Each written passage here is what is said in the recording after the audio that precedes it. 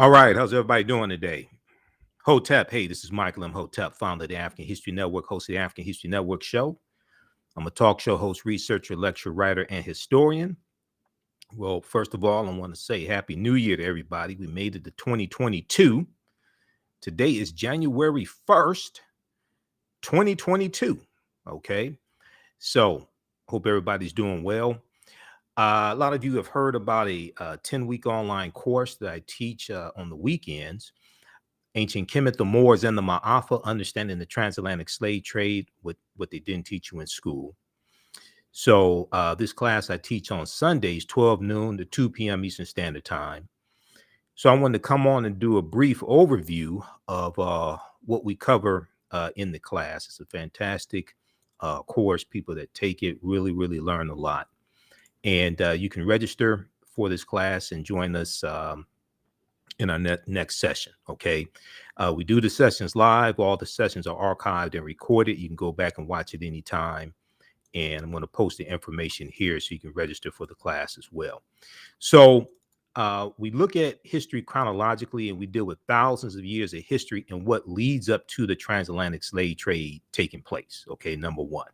And we cannot start our history in slavery. We cannot start our history in slavery. We have to deal with thousands of years of history and what leads up to the transatlantic slave trade taking place. So I do a PowerPoint presentation. We have book references, articles, video clips, everything. All right. And you can also listen to my radio show and watch my Facebook Live broadcast and YouTube. I'm on Monday through Friday, 11 p.m. to midnight Eastern Standard Time, and Sundays, 9 p.m. to 11 p.m. Eastern Standard Time. The African History Network show on 9:10 a.m. the Superstation, WFDF here in Detroit. Follow me on my Facebook fan page, The African History Network, and my YouTube channel, Michael Imhotep, Imhotep, because we broadcast there as well. So here's some of the things that we deal with in the online course, okay? And we deal with archaeological discoveries, ancient African history as well. And we look at what leads up to the transatlantic slave trade taking place. So we look at what was the transatlantic slave trade? What were some of the events that led up to the transatlantic slave trade starting? What role did Christopher Columbus play in the transatlantic slave trade and the spread of it? Because Columbus is crucial and central to laying the foundation for slavery, racism, capitalism, and the exploitation of indigenous people. Even though the transatlantic slave trade basically starts about 1441, before Columbus set sail on his first of four voyages that he set sail on August 3rd, 1492. But the transatlantic slave trade really spreads with Columbus conquering various islands and territories on behalf of the Spanish crown. Okay. Haiti, well, Hispaniola, and we know the western third of the island of Hispaniola is where Haiti is.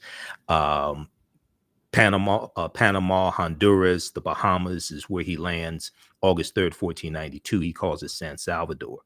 So we deal with Columbus, and we look at things like the Asiento de Negros, which really helped the transatlantic slave trade to spread. We look at when did Africans first come to the U.S. as slaves?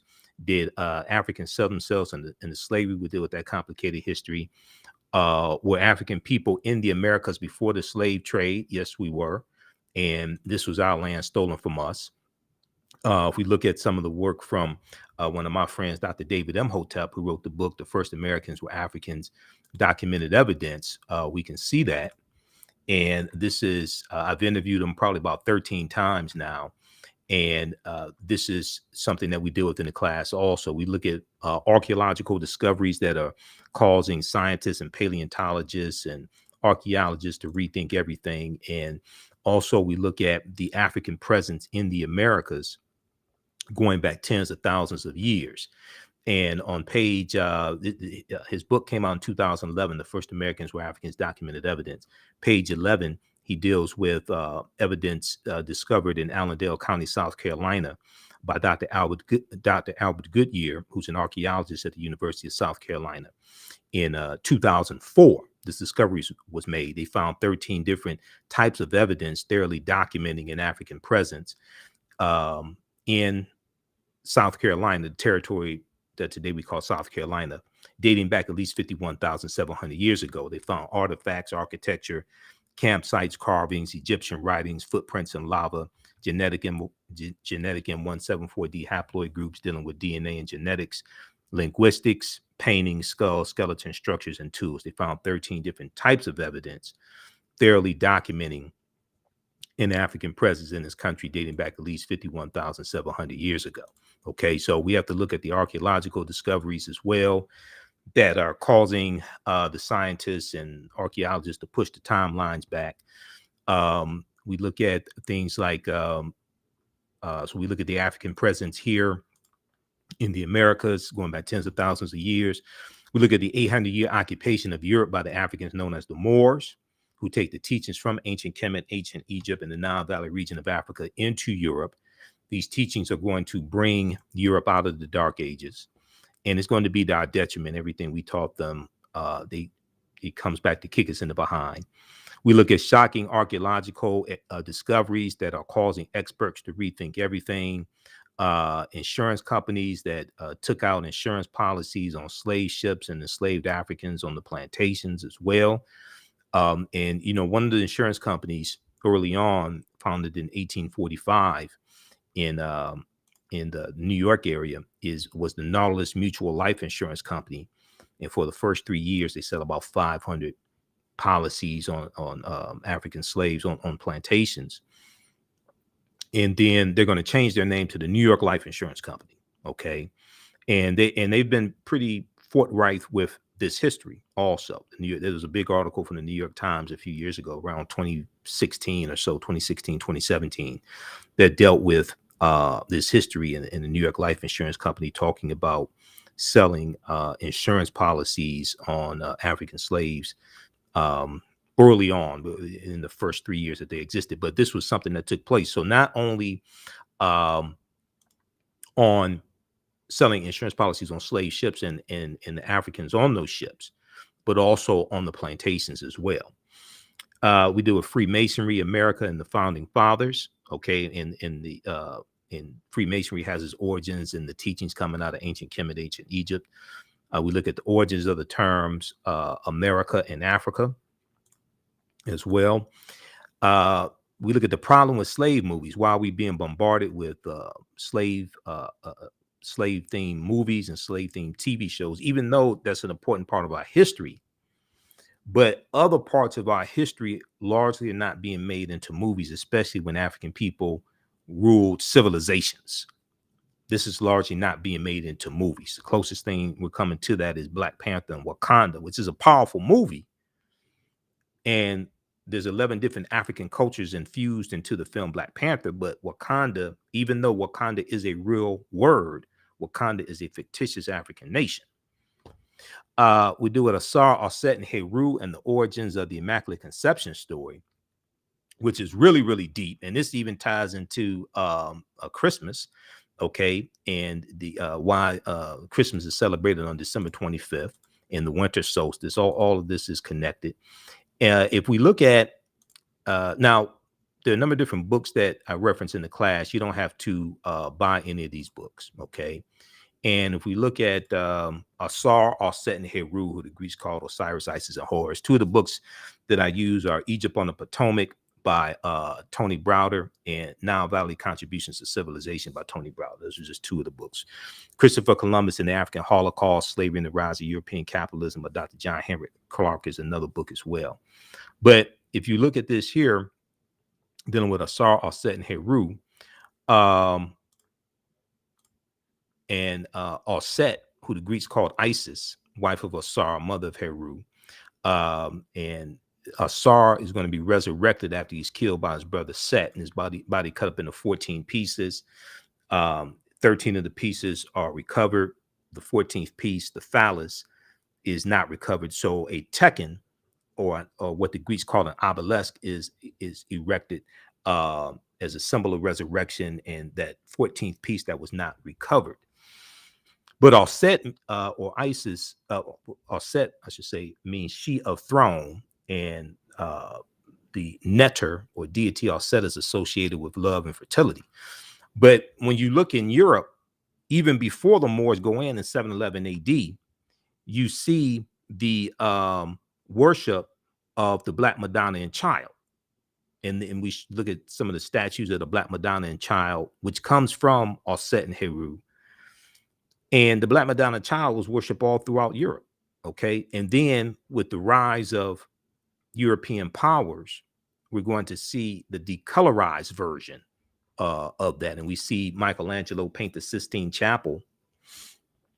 And he uses his aunt and uncle as the images of Adam and Eve, and he paints God as European and the angels as European, things like this.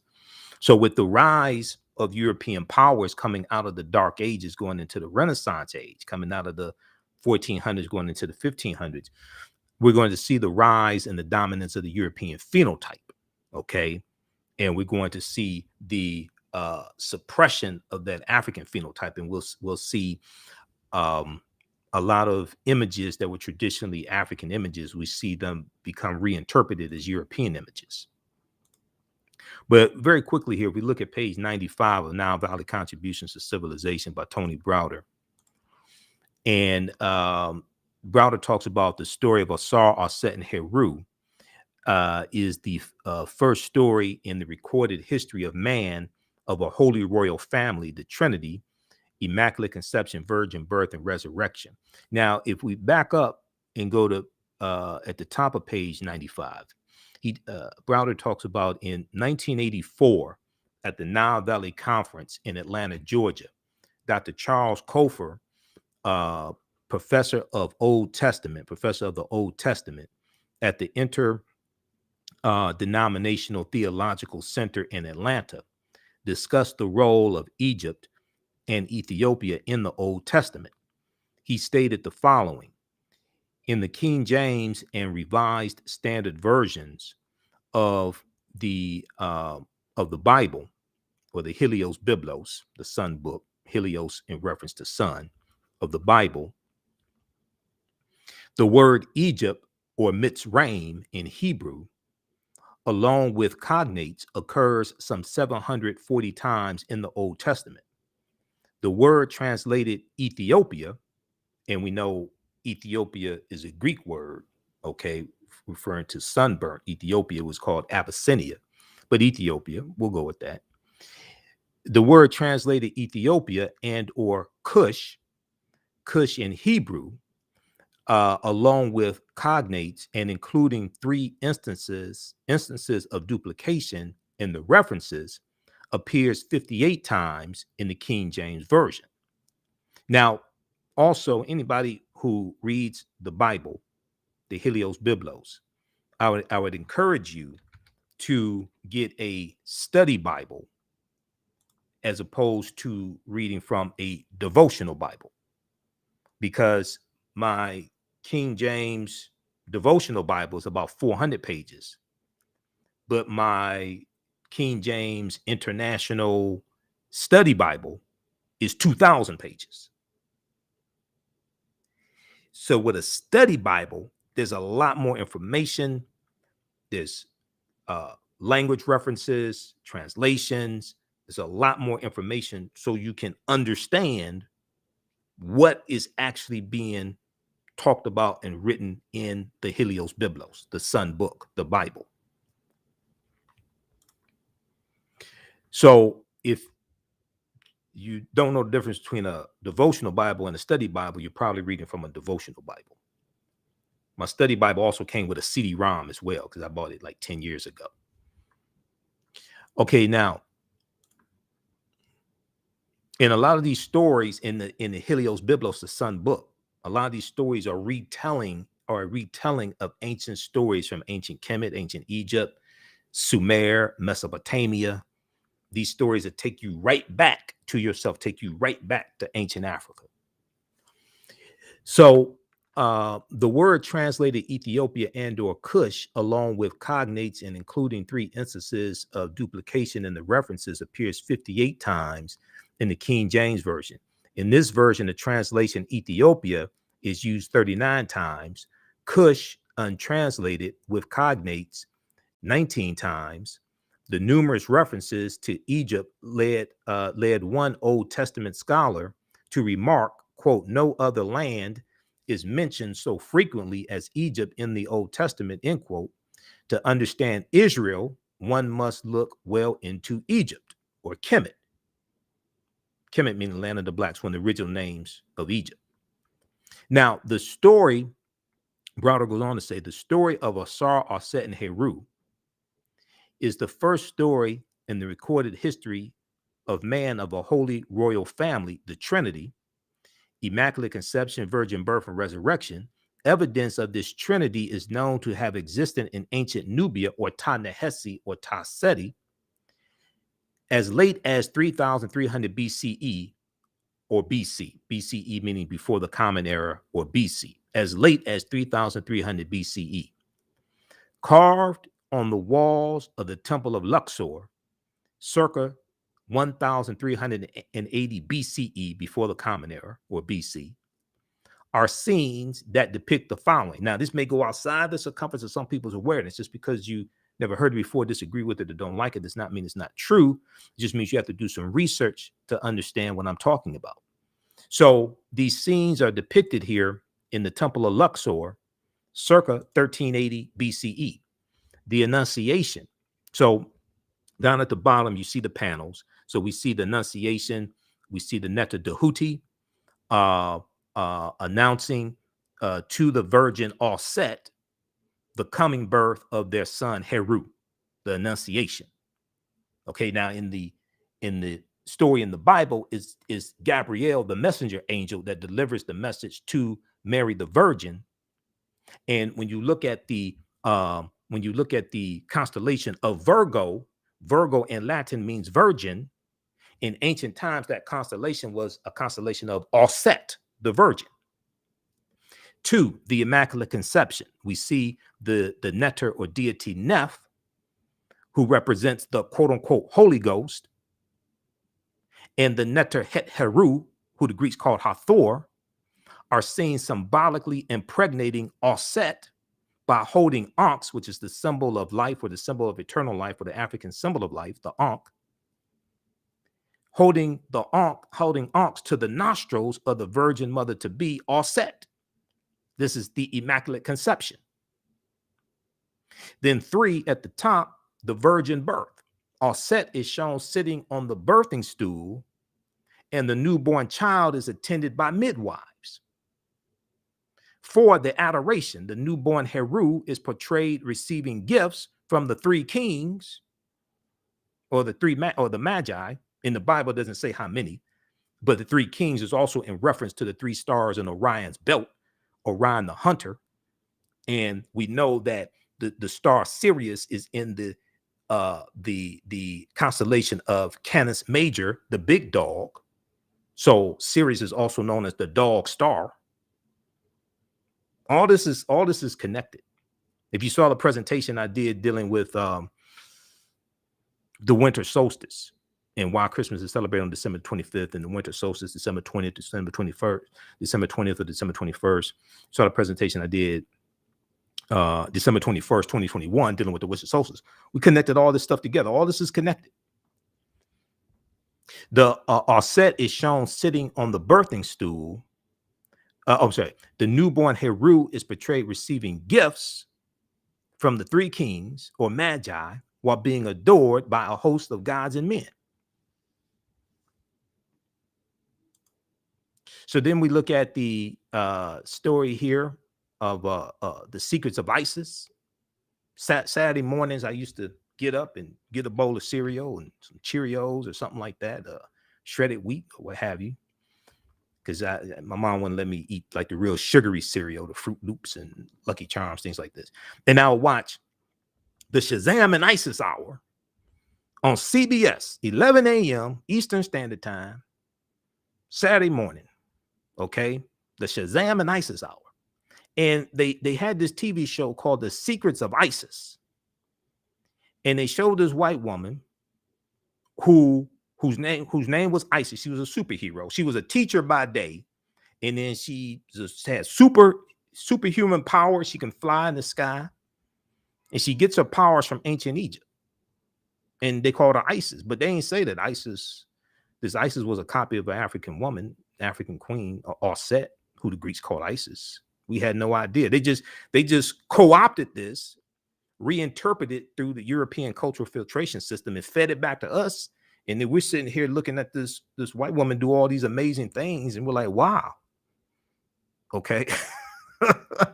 On Hulu a few years ago, I was watching some episodes of The Secret of Isis. In the beginning, they talk about Het Heru, or they call it Hathor. They start mentioning some of the names of the Neteru and all this from ancient Kemet. They just hijacked our stuff and don't say, oh, these were African people, and this is from African culture, anything like this. They just give it back to us, and we think they're amazing. So let me get back to this here. Okay, so these are some of the things we deal with. Now also we look at, and I want to go back to this here. We look at shocking archaeological discoveries that are causing experts to rethink everything. One of the discoveries we look at is from 2017, June 7th, June 2017, that deals with there's one coming from 2017 that deals with the mastodon skeletons found in California that date back about 130,000 years ago. But there's another one that deals with this one right here, that deals with the discovery in Morocco. And this is blowing people's minds. Now here's what's interesting. A lot of these archaeological discoveries I read about, and there was one that just came out of Egypt also that I'm going to talk about on the African History Network show. There's one that just came out of Egypt, December 28th, 2021. Okay. Ancient Pharaoh, or Nesubiti, because Nesubiti would be the term that we used. Ancient Pharaoh reveals secrets after his mummy is digitally unwrapped. Okay. Their discoveries coming out every other week. And what's really interesting when these discoveries come out is the information is not hidden, because all the news outlets pick up these stories. Now you may only see 20 seconds or 30 seconds of it on MSNBC or CNN, but they have all the when you go Google these topics, all these articles, they have articles, all the news outlets have it. I'm looking at Yahoo News, NBC, Washington Post, New York Times, National Geographic. They all have articles on this. But if we look at this one here quickly, and this stuff coming out of Egypt every other week, definitely. Ancient Pharaoh reveals secrets after his mummy is digitally unwrapped. The technique enabled me to visualize the amulets in between the layers and to visualize the face, one researcher said. Okay. Now this is from December 28th, 2021. And it talks about Egyptian scientists have unwrapped a 3,500-year-old royal mummy without peeling away a single layer of embalming linen. Instead, they used advanced X-ray technology and computerized tomography scanning to catch a glimpse of Nesubiti Amenhotep I, or Pharaoh Amenhotep I, mummified body and the secrets it has harbored for millennia. Now, Zahi Hawass, who's a prominent Egyptologist and one of the scientists involved in the research, said, quote, for the first time, we can know information about the mummy without disturbing the mummy. For the first time, we can know information about the mummy without disturbing the mummy. Okay, so this is just one of the recent archaeological discoveries. But there was one from when I was looking for this is from 2017, June 7, 2017. We're older than we think. This is NBC News also. National Geographic, Washington Post, New York Times, they all have stories on this. All you have to do is just Google the topic. New find pushes human origin back 100,000 years. New find pushes human origin back 100,000 years. Did paleontologists just find the greatest granddaddy of them all? So when you go through, and I read a number of different articles from different sources on this discovery. This was a discovery in Morocco, okay? North Africa. This is a discovery in Morocco. New discoveries at a rich site in Morocco show modern humans were hunting and probably cooking game animals 300,000 years ago, 100,000 years earlier than scientists have believed until now. Because all this stuff is much older than we've been told that it is. Site near Morocco's coast and the city of Marrakech has always yielded interesting human remains, but they had been dated to around 40,000 years ago. New discoveries and new dating methods show that, in fact, many of the bones belong to modern Homo sapiens, modern man, Homo sapiens, and they lived as far back as 300,000 or 350,000 years ago. Now, the earliest previous Homo sapiens bones date back 195,000 years ago, and they're from clear across the continent in modern-day Ethiopia. Taken together, the findings show modern humans were dispersed across Africa long before anyone ever thought. So, as I've said numerous times before, the deeper they dig, the blacker the planet gets, the more research they do, the older we get. The deeper they dig, the blacker the planet gets, the more research they do, the older we get. And when you go read about these archaeological discoveries, and I've read about a lot of them because we deal with them in the class. The scientists are saying we have to rethink everything. They're saying we have to push the timelines back, and they said we have to start looking in places for evidence that we didn't think to look at before. And this coincides with a lot of research from Dr. David Imhotep that deals with, the African presence in the Americas dating back tens of thousands of years ago, things like this. Okay. And then there's new evidence that came out of Brazil a few years ago. New York Times had an article about this, pushing the African presence in Brazil going back about 100,000 years ago. All right. How's everybody doing? Everybody share this broadcast on your social media platforms. If you're just tuning in, I'm Michael Imhotep, founder of the African History Network, host of the African History Network show. I'm a talk show host, researcher, lecturer, writer, and historian. And we're doing a brief overview of a 10-week online course that I teach called Ancient Kemet, the Moors, and the Ma'afa, Understanding the Transatlantic Slave Trade, what they didn't teach you in school. Okay. You can register for it at our website, AfricanHistoryNetwork.com, AfricanHistoryNetwork.com. Right on the homepage, we have the information. And I teach this class on Sundays, 12 noon to 2 p.m. Eastern Standard Time. Then also on Sundays, that's on Sundays. And on Saturdays, I teach from the Civil War to the Civil Rights Movement and Black Power, 1865 to 1968. We have a special bundle pack right now where you can register for both classes for only $70. They're regularly $130 each. Okay. And we'll post the link here again. I do a PowerPoint presentation. We have book references, articles, video clips, all that in the class.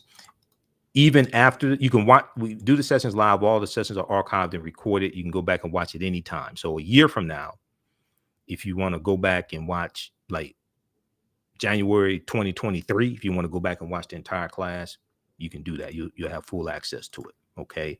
This is also something good you can use with your children. I would say the content is PG-13. Okay. It's not crazy. I don't do a lot of cursing and things like this. It's not overly graphic or anything like that. Okay.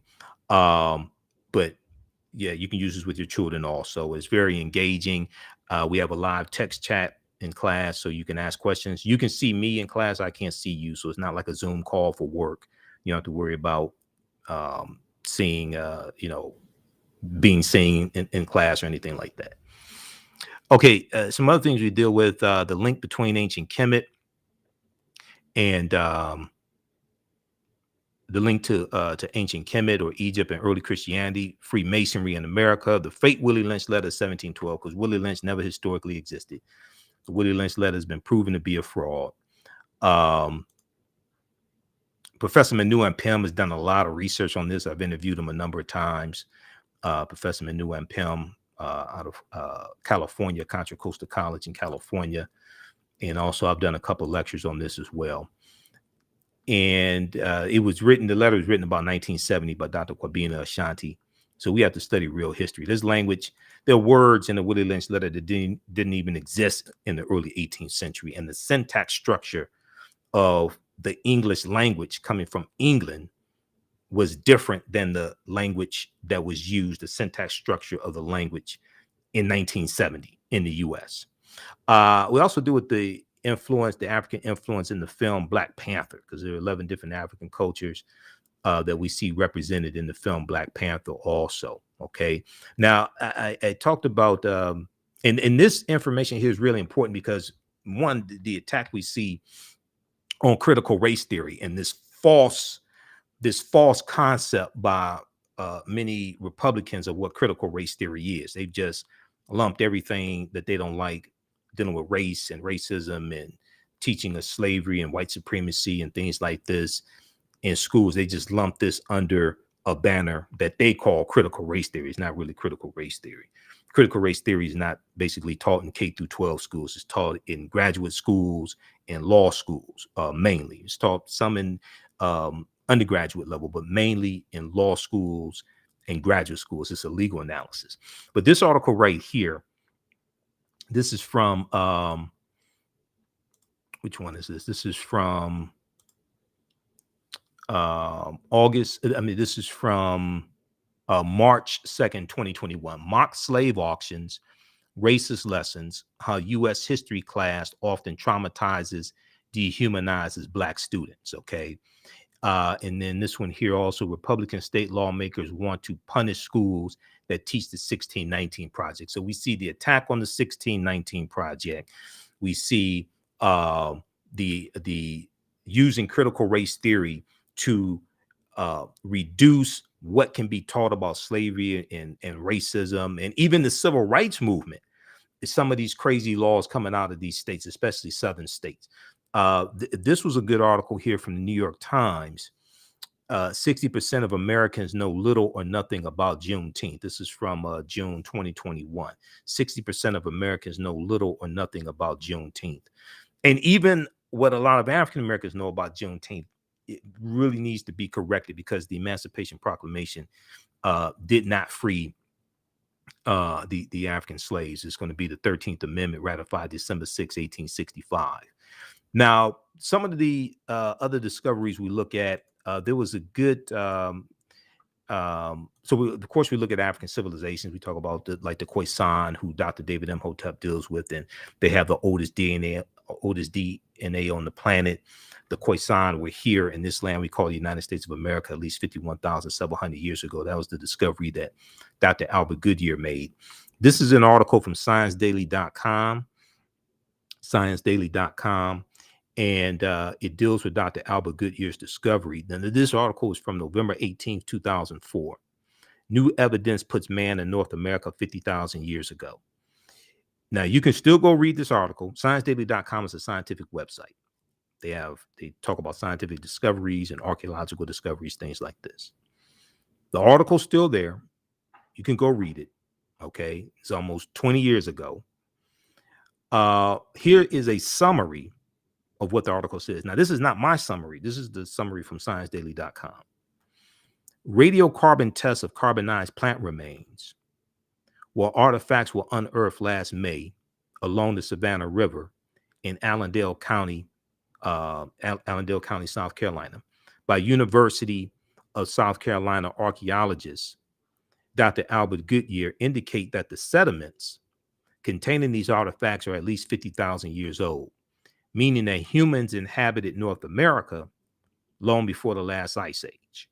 Okay. And this is Dr. Albert Goodyear. He's a white archaeologist. Now, he gets attacked by the establishment archaeologists because his research and what he discovered is being suppressed and really challenged, because this goes against the Clovis culture discovery in New Mexico, that the oldest human oldest evidence of humans in North America is the Clovis culture, which dates back about 13,000, 14,000 years ago. Okay, this discovery here in 2004 blows Clovis culture out of the water, but also the discovery in California that shows that where they discovered mastodon skeletons that date back 130,000 years ago. And they said that the skeletons, the way they're broken, had to be broken by humans, which puts humans in California 130,000 years ago. Well, the only people on Earth 130,000 years ago were African people. So, and if you look at this article here, the Atlantic has stories on this, nature.com. Let's look at the one from Nature. Nature.com, NBC News, all the outlets have stories on this. Okay. And okay, the one from Nature is hard to read. You can try to read that on your own. National Geographic here. Hopefully I'm logged into my National Geographic account. I have subscriptions to a bunch of different news sources. I can't keep up with all of them. They just keep charging me. Let's look at this. Let's look at this one right here. This is one of the discoveries you deal with in the class. Humans in California 130,000 years ago. Get the facts. A new study has dropped a bombshell on archaeology, claiming signs of human activity in the Americas far earlier than thought. Now, this is from April 26, 2017. How many people heard about this discovery? This is from April 2017. This article from National Geographic. NBC News has an article on it. Washington Post. All the outlets have stories on this. Okay. Now, you may not see it on TV that much. Okay. On cable news, but CNN has articles on this. NBC News, all of them.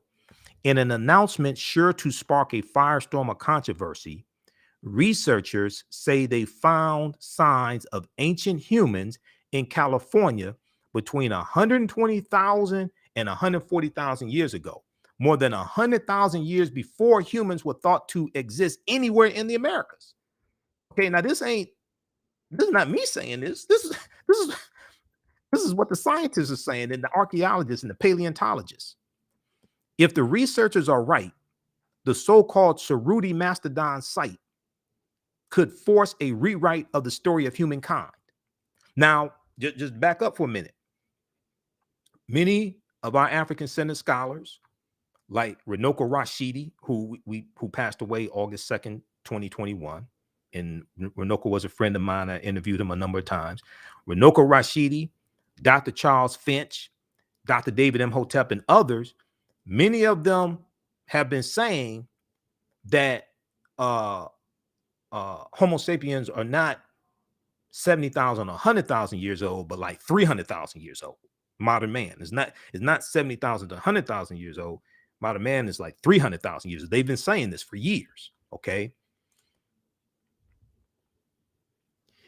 I realize now the leader of the study, Tom Demir, is a paleontologist at the San Diego Natural History Museum.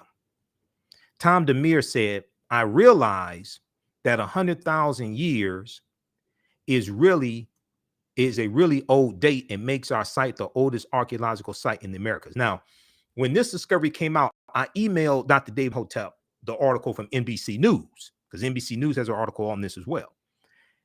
And I said, Doc, this is what we've been talking about. And they're coming out with the discoveries. Okay. Incidentally, Los Angeles, like half the people who discovered Los Angeles were Afro Latino. okay, from Mexico. Okay, the city of Los Angeles, half the people that discussed were Afro-Latino. Okay, for people that didn't know.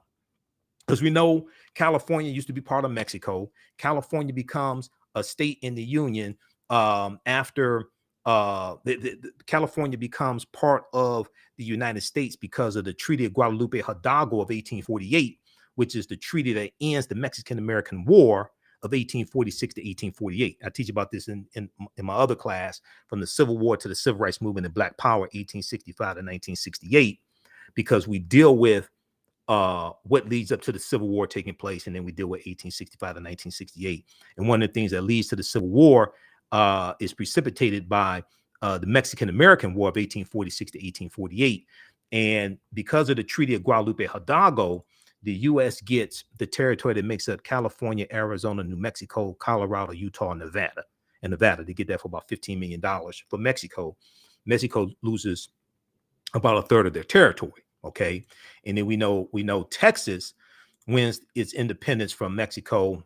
Texas wins its independence from Mexico in 1836, and Texas becomes a state in the Union in 1845. Okay, the year before the Mexican-American War starts. All right, now let's go back to this here.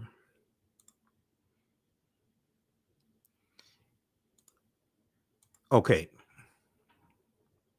So, I want to go back to the one from National Geographic.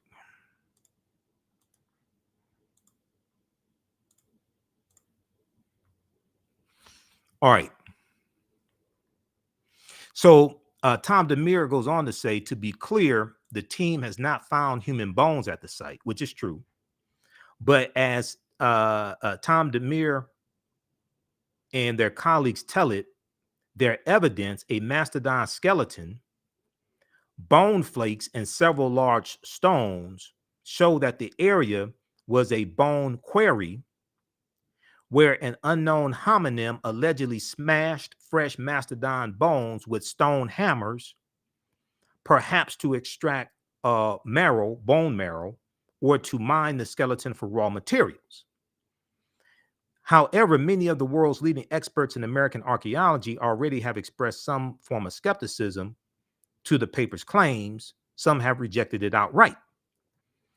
John McNabb of the University of Southampton, archaeologist at the University of Southampton, says the earliest occupation of the Americas is a highly contentious subject. And the research from and the discovery from Dr. Albert Goodyear undermines that whole Clovis culture notion that the earliest humans were in North America 13,000, 14,000 years ago. Quote, the date of the find at 130,000 years ago is a really big ask for archaeologists who are used to talking about 12, 13, 14,000 years ago. That's the Clovis culture. It's a big time difference. Okay. And one of the things they talk about here in this discovery is that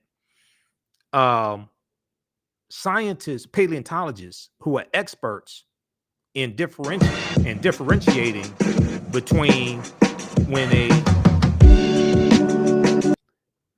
they're experts in differentiating between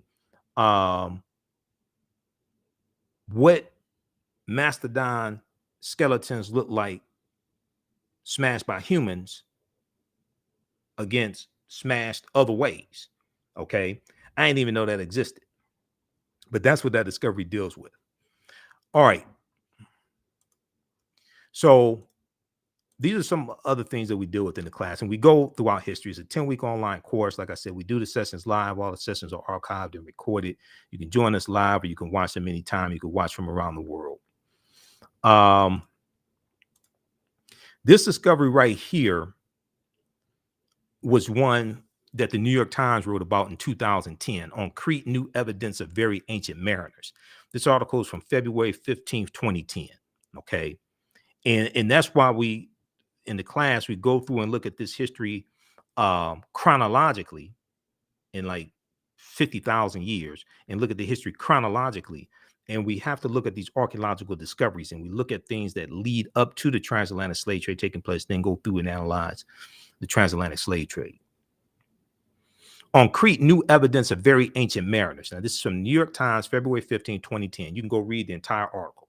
Proper documentation ends all conversation. You don't have to believe a word that I say. You can go research this yourself.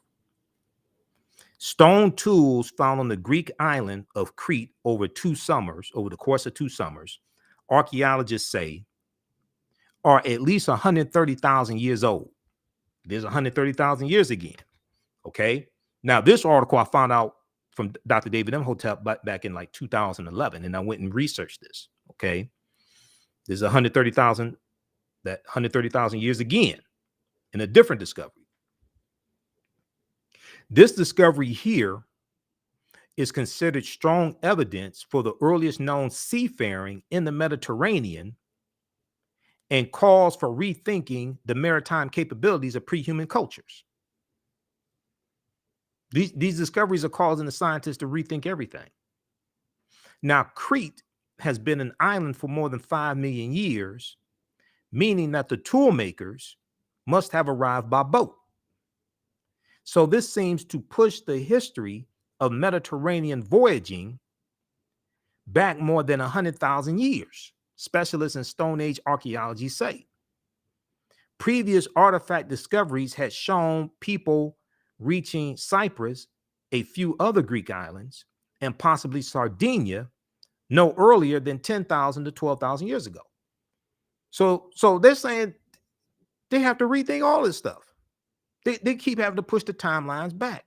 Now, this article is 12 years ago. The deeper they dig, the blacker the planet gets, the more research they do, the older we get. Here's a screenshot of the actual article from the New York Times. It's not in the fiction section, it's in the science section. You go read the entire article. On Crete, new evidence of very ancient mariners. Okay. All right. And then we deal with discoveries like Tanis Heraklion, the lost city of Egypt that was revealed in 2013. Okay. And they found 150 feet beneath the surface of Egypt's Bay of Abu Qir, they found 64 ships, 16-foot tall statues, 700 anchors, countless gold coins, and smaller artifacts. Tanis Heraklion was built around 8th century BC, and it was just swallowed into the sea. These are some of the statues they found buried at the bottom of the sea from Tanis Heraklion. When we deal with, I talked a few minutes ago about the Tekken that the Greeks called an obelisk. The Washington Monument is a Tekken because we know that 50 of the 56 signers of the Declaration of Independence were Freemasons, and we know that the foundation of Freemasonry comes from the teachings from ancient Kemet, from the mystery systems in ancient Kemet. The word Mason is derived from the Latin words mass and sun. Mason means child of light and expresses the desire to pursue light, which is a metaphor for the sun, which symbolizes knowledge. The term child of light or sons and daughters of light was first used to identify students who had completed 42 years of study in the temples of ancient Kemet, ancient Egypt.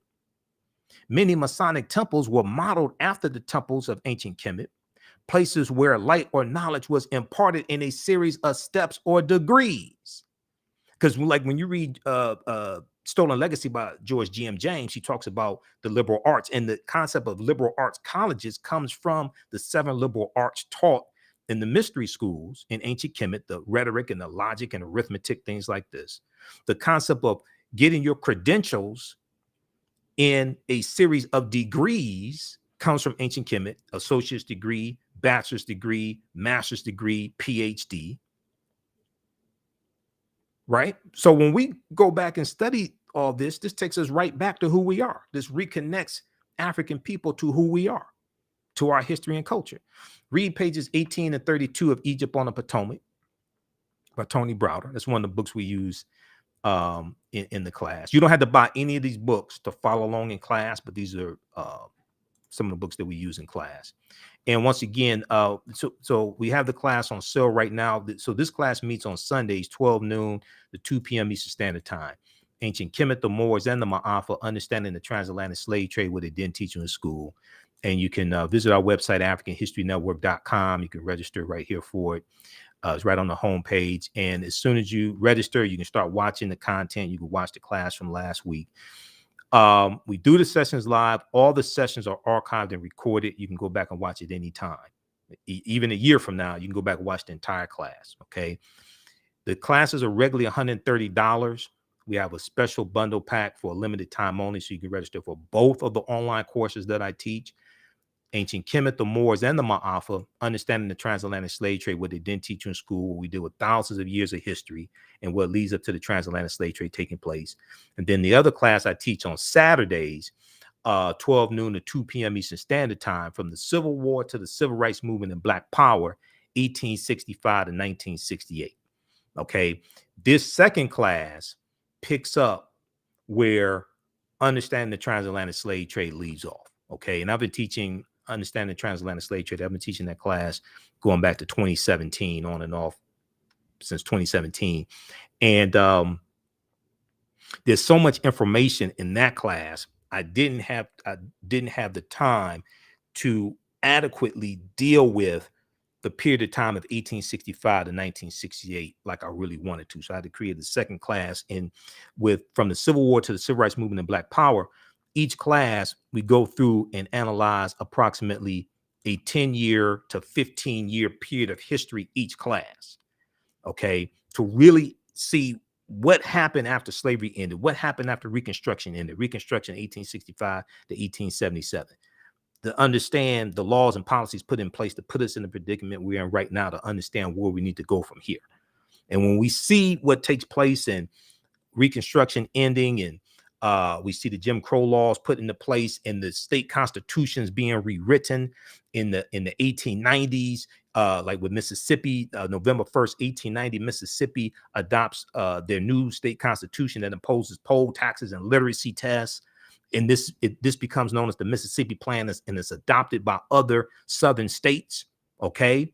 South Carolina, 1895, Louisiana, 1898, Alabama, 1901. We see Georgia and Virginia, Oklahoma. All right. And they're attacking and suppressing the African-American vote and taking back control of state legislatures from that many of those state legislatures. It was a biracial Republican Party that was in control of those state legislatures. All right. And the same thing that happened in the 1890s and early 1900s, we see taking place right now, but it's the Republicans doing this.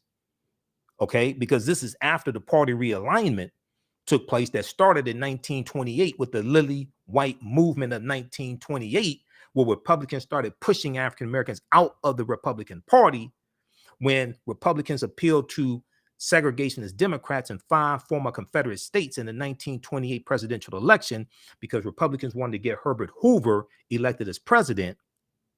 And they started ignoring the needs and concerns of African Americans and ignoring the rise of the Ku Klux Klan, which dates back to 1915 in the movie The Birth of a Nation. When the movie The Birth of a Nation came out, this rejuvenated the Ku Klux Klan. And it was the Reverend William Joseph Simmons who created the second incarnation of the Ku Klux Klan in about October 1915. The Reverend William Joseph Simmons, a white minister, who rejuvenates the Klan after seeing the movie The Birth of a Nation, okay, which shows the Ku Klux Klan as the heroes of the movie and saving the nation from some rebellion, former Union Negro soldiers, because the movie takes place during slavery, Reconstruction, and slavery, Civil War, and Reconstruction. All right. And all of the negative stereotypes of African Americans at that time we saw in the movie The Birth of a Nation. All right. So I deal with all that in the second class, but there's so much information, the way that I really wanted to deal with it, I had to do it in the second class. So we have a special bundle pack right now where you can register for a very limited time only. You can register for both classes. All right. And that's at our website, AfricanHistoryNetwork.com. We just posted a link here also. All right. Now, so check out pages 18 and 32 of Egypt on the Potomac by Tony Browder. Now, 15 of the 56 signers of the Declaration of Independence were Freemasons, and 13 of the 39 signers of the U.S. Constitution were Freemasons as well. We deal with things like the Black Death, the bubonic plague, which Europe loses between, it hits in spurts from 1347 to 1400. Europe loses between 1/4 to 1/3 of the population. Okay. During that period of time, 1347 to 1400, somewhere between 25 million to 75 million during that period of time. Okay. Over the course of 5 years, Europe is going to lose somewhere between 25 to 50 million people over the course of 5 years, from about 1347 to about 1352 or so. One of the worst plagues in history arrived at Europe's shores in 1347, Common Era, 1347 AD. Nearly 700 years after the Black Death swept through Europe, it still haunts the world as the worst case scenario of an epidemic, or for an epidemic. Called the Great Mortality, as it caused its devastation, the second great pandemic of bubonic plague became known as the Black Death in the late 17th century. And these are some of the actual slides from the online course that I teach. Now, modern genetic analysis suggests that the bubonic plague was caused by the bacterium Yersinia pestis, or Y. pestis. Chief among its symptoms are painfully swollen lymph glands that form pus-filled boils called bobos. Sufferers also face fever, chills, headaches, shortness of breath, hemorrhaging, blood sputum, vomiting, and delirium. And if it goes untreated, a survival rate of 50%. Okay, history.com, official website of the History Channel, has some really good information on the bubonic plague, the Black Death. And it could go through and wipe out an entire village in 7 days, and you would literally cough up your lungs. Okay. We talk about people like Mansa Musa, who was the richest man in the world and became emperor of the Mali Empire in 1312 AD.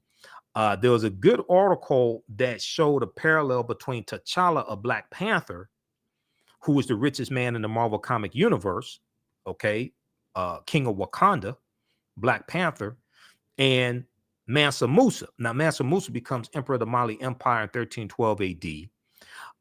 And this was a period of time when West Africa is flourishing, but at the same time, European nations were struggling due to raging civil wars and a lack of resources.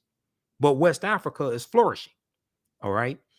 So this is just a brief synopsis of some of the information that we deal with in the online course. And of course, we talk about the Africans known as the Moors, because dealing with the transatlantic slave trade, like I said in the beginning, you can't start in the mid 15th century. You have to deal with hundreds of years of history leading up to it. And you have to deal with the 800-year occupation of Europe by the Africans known as the Moors. And the Moors go in 711 AD into the Iberian Peninsula, today known as Spain and Portugal, because it wasn't called Spain and Portugal back then. We know that Jebel Tariq, okay, they cross the straits and they disembark at a huge mountain that they call Jebel Tariq, or Tariq's mountain. Today is called Gibraltar, or the Rock of Gibraltar. That's named after General Tariq ibn Ziyad. Okay. And okay, so this is a good article that Renoko Rashidi wrote for AtlantaBlackStar.com. Moors, Saints, Knights, and Kings: The African Presence in Medieval and Renaissance Europe. And I use his book Black Star: The African Presence in Early Europe as one of the sources in the class as well. Now, we talked about Cristoforo Colombo. Columbus never came to the land we call the United States of America. The closest Columbus came here was Cuba, which is 90 miles away. And recently in the news, we've heard about Cuba, Haiti, of course, an assassination of President Jovenel Moïse. And then also Puerto Rico. These were all islands that Columbus conquered on behalf of the Spanish crown, okay, on his 4 voyages. So he set sail on his first of 4 voyages, August 3rd, 1492, on the Nina de Pinta and the Santa Maria. He goes into the Bahamas, which he calls San Salvador. He goes into Cuba and Hispaniola. We know the western portion of the island of Hispaniola is where Haiti is, or what the French call Saint Dominique. His second voyage, September 1493, he goes into the West Indies and Puerto Rico, Boricuan, and also Jamaica in 1494. 1498 goes into Trinidad and Venezuelan mainland in South America, May 1498. He dies in 1506. His last voyage, May 1504, he goes into Panama and Honduras.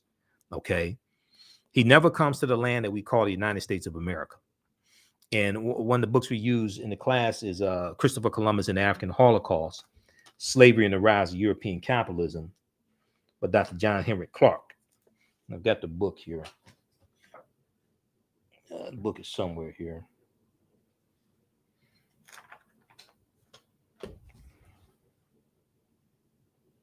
Okay, the book is in one of these stacks here. And I bought another bookshelf, so I've been rearranging things in the office. Oh, here it is here. Now this is now your copy may have a different cover, but this is an old copy of it, because I got this in 1994. Okay.